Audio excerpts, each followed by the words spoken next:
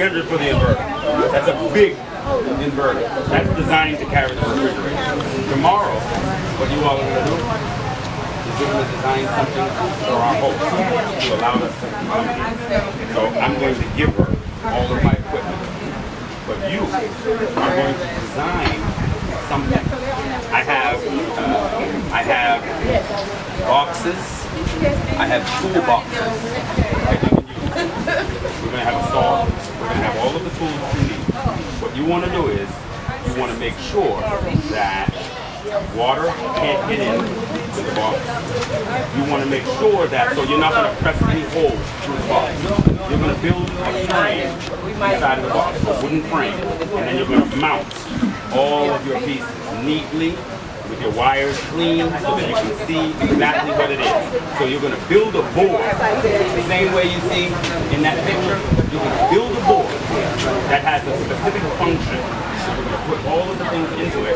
Then you're going to build out that solution so that they, our hosts here, has power in order capacity. So I made a gift of the equipment. You all are going to make a gift of the ingenuity. You're going to innovate. Right. You ready for it? Yes. All right. All right.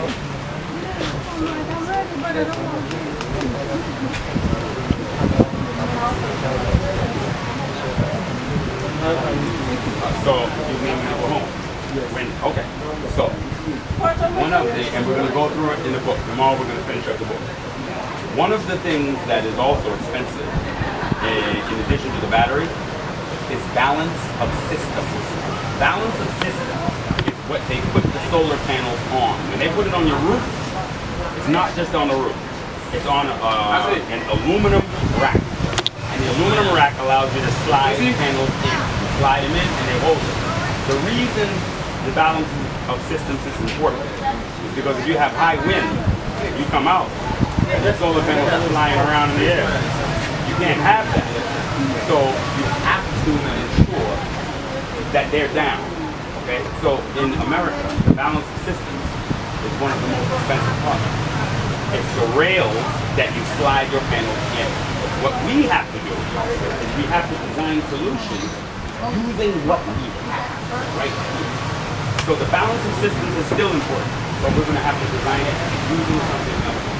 In this case, you'll find where you have the most sun on your property, where you find the most sun, and you construct a wooden construction that will hold that panel up and hold it in place. Then you have to anchor that. You need to anchor that somehow. So you can do post the same way you do this. You dig down into the ground, fill it with cement, put a post in, brace that up, and build your balance of systems in between. But you have to make sure that your panels are not going to fly away. It's no good if your neighbor has power and you don't, right? So the balance of systems is very important. Again, in America, it's one of the most expensive parts of a solar bill. So what we want to do is we want to innovate. We need to make it cheaper. We need to make it using what we have. The wood that falls down. We need to use what we have around us to solve the problem. And guess what? When we do the balance of systems better than they do the balance of systems, cheaper than what they do the balance of systems, guess what happens? They come to us. We don't go to them. They come to us. And they ask us to do it for them. So I'm counting on you.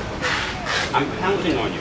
Tomorrow, we're going to build a solution that will stay with our hosts, that will solve a power problem. We want to also, as you move around, we need to find the wind, because we have to, yes, we have to build a wind solution so we can charge cell phones anywhere. Anywhere. You don't have to go to the building. We can charge the cell phone wherever the guests are. They can plug right in. It needs to be attractive. It needs to be clean. And you know what's going to happen? Every time someone walks past that, they're going to say, what is that? And they're going to say, oh, you can charge your cell phone there. Oh, who did that? They did. They did. The youth did. That's ridiculous. And we can do this very easily. And if we can do it here, then we can do it where you live, and we can do it where you live, and we can do it everywhere. And we can light up Ghana. That's what I charge you with.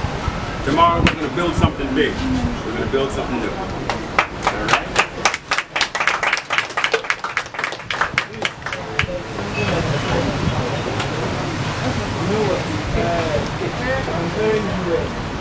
Yes. Yes.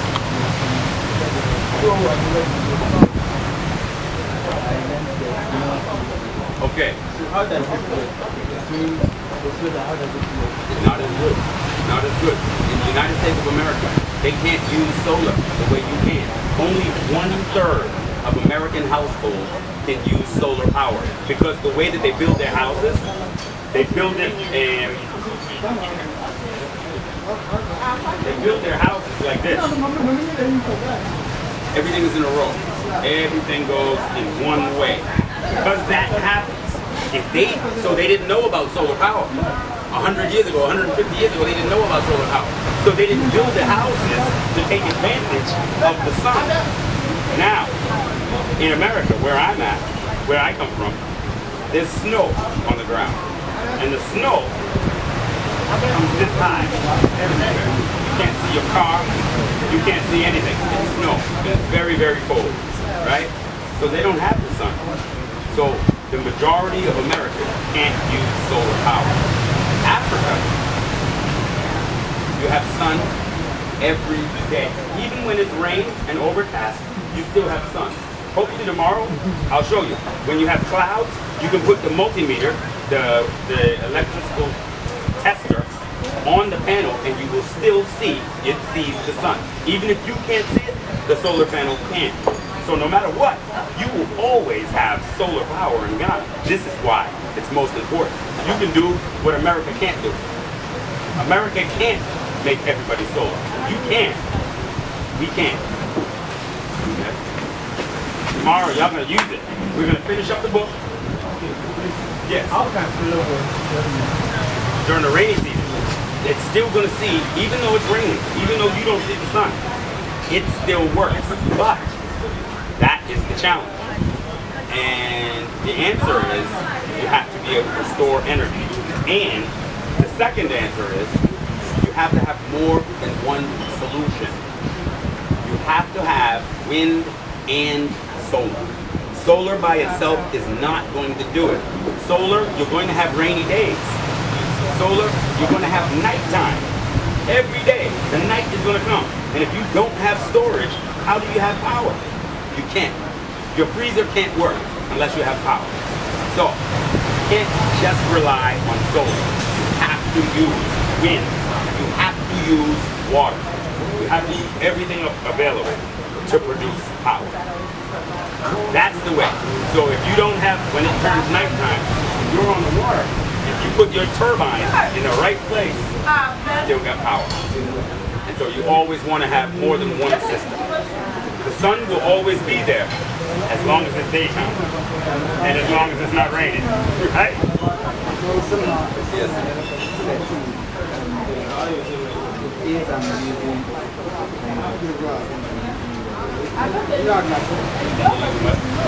Yep.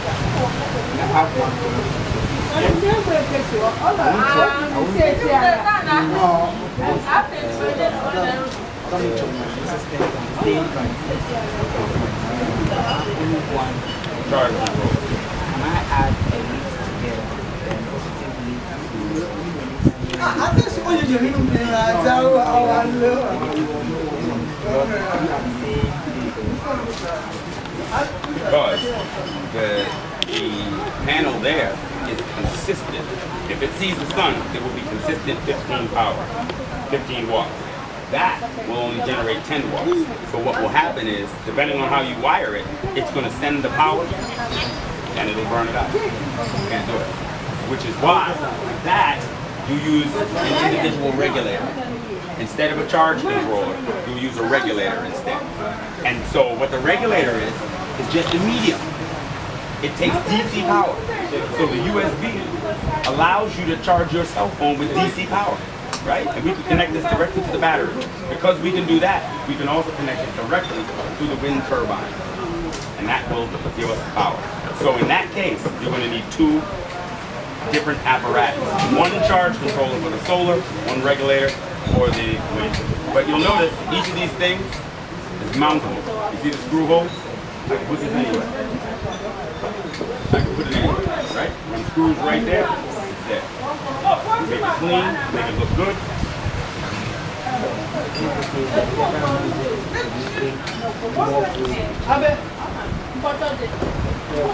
The turbine, the reason more voltage, you still need a different connector. You're not going to be able to go to a charge controller. The charge controllers that you see, even the most advanced charge controllers, will only do wind and solar. They will not do water. Water stands alone. It's going to use its own regulator. But it follows the same rules. It's DC power. If you're using anything over 50 watts, what do we have to put? We have to put a fuse. It's the same thing to use, but it cannot connect to that same charge. Now, if you needed this to go to AC power, if I needed to use this in the house, what would I use?